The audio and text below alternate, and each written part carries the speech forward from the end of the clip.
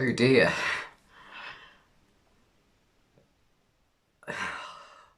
I've never seen anything like that. Manchester United in the 12 in well, just over 12 years I've been watching football now. I haven't seen Manchester United this bad. David Moyes, it was pretty dire. In fact, that's the worst it's been in terms of league table position. Louis van Gaal, the football was awful, but at least they had stability in defence.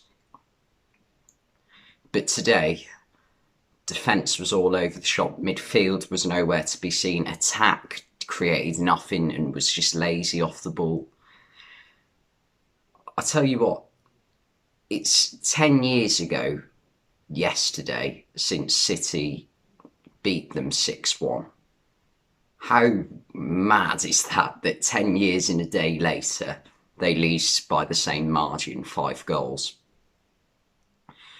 Liverpool weren't even that's probably not even been our best performance yet this season. Like we were very good, don't get me wrong, but we've played better. We were clinical today. We took our chances brilliantly. The first coming through Naby Keita, who when he was in the starting 11 I was a bit worried because it's a big game and sometimes he fails to show up in the big games. But today United were that bad that Keita had no defensive responsibilities. That's how bad United were. Like going forward, when Keita has no defensive responsibilities, he can be a good player, and he was today. The first goal, nice bit of play. I think it was Jota played it to Salah. Salah played a nice ball through to Keita, and Keita finished it like a striker. And that made it 1-0. Second goal, again, Keita had it on the edge of the box after a defensive kerfuffle. Played it out wide to Trent Alexander-Arnold. Alexander-Arnold squared it to Jota, who managed to get a toe on it and make it 2-0. 3-0 about 15 minutes later after James Milner had gone off injured. I think Mo Salah had a shot and took a deflection, and Harry Maguire just failed to act quickly, and it went out to who was it out wide? I think it was Keita out wide who squared it to Salah, and Salah just finished it. But Jesus Christ, Maguire and Shaw just running into each other. Wan-Bissaka going forwards and trying to press and leaving gaps in behind. No pressing at all from Greenwood and Rashford today. Like Ronaldo was, like people are going on about, is Ronaldo the problem? And I think he is partly, but today he wasn't the problem at all. It was the entire team except De Gea. De Gea didn't put a foot wrong today. In fact, he made a couple of decent saves. And when De Gea is consistently being Man United's best player, that's not a good sign for them. It's a sign of the Louis van Gaal era again. The fourth goal came from Mo Salah again. Got squared to Salah from, I think it was Jota, and Salah produced a lovely finish, just really calm into the near corner first time as well. And Salah got his hat-trick after half-time as well. Possibly pass of the season from Jordan Henderson. Outside the foot, curls it around the defender. Mo Salah through on goal. It looks like he's lost control, but he just manages to get a toe on it and clip it past De Gea to make it 5. And that was all the goals. And Liverpool from then on just sort of sat back. Ronaldo did have a goal disallowed just after half-time through offside. It was a well-taken goal as well, cut inside from the left and hit it into the bottom right corner. But Ronaldo did something just before half time that made him look a bit silly. Kicking out at a 20-year-old or 21-year-old, I think he's only 20. You're you're one of the greatest footballers of all time, and you're kicking out at a 20-year-old just because you're 3-0 down. It's pathetic. He couldn't, like, get a grip. Like, I get it that you're frustrated, but he should have known what he was walking into with Manchester United this season. Man United last season, they were decent, but they weren't, like, they came second because Liverpool were having a season where they were struggling with injuries. Chelsea had an awful start to the season, and the only reason United came within distance of City is because they had a rubbish start to the season as well. He should have known what he was walking into, Ronaldo, with Man United here. Pogba got sent off as well in around the hour mark. It was quite a bad tackle on Keita. Pogba only came on at half time, actually. He just went over the ball, studs up, and caught Keita on the shin. And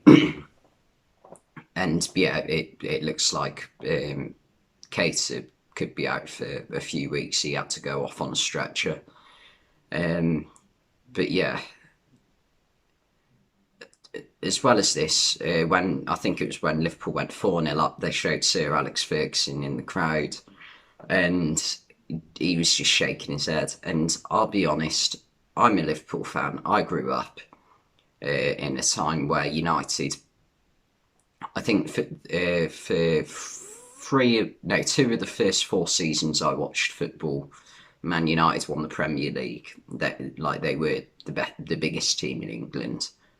And in terms of size, they probably still are the biggest team, but not the best by a long mile.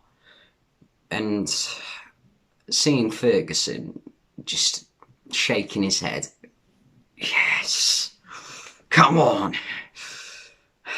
as a Liverpool fan. Like, some of the things he did in his final years as United manager was just out of order. He saying that Liverpool should sell Luis Suarez,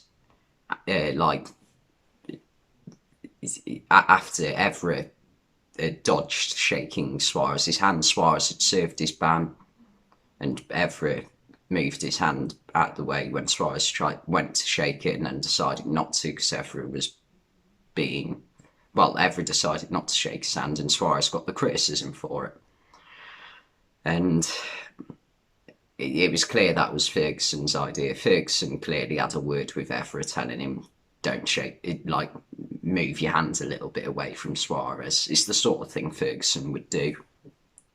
And also in his autobiography, saying about Jordan Henderson, never be a top footballer because of his running style. Jordan Henderson then goes on to win the Champions League and the Premier League. Don't get me wrong, Sir Alex Ferguson is the greatest manager of all time, but today, as a Liverpool fan, just, sometimes you just need to defeat your opponents. But yeah,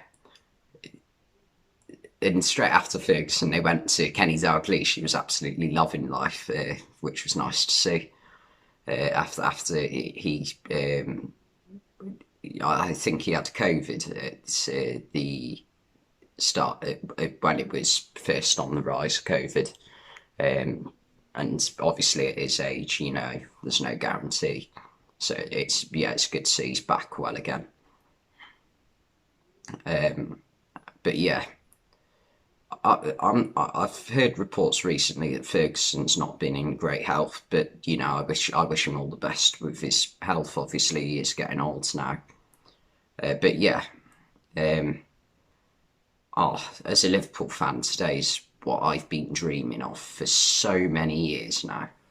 because Liverpool's record at Old Trafford over the past few years, past decade probably, has been quite bad. We won last season 4-2. That was a good result. However, there were no fans in the ground, so you could say that United didn't have that advantage of having home fans.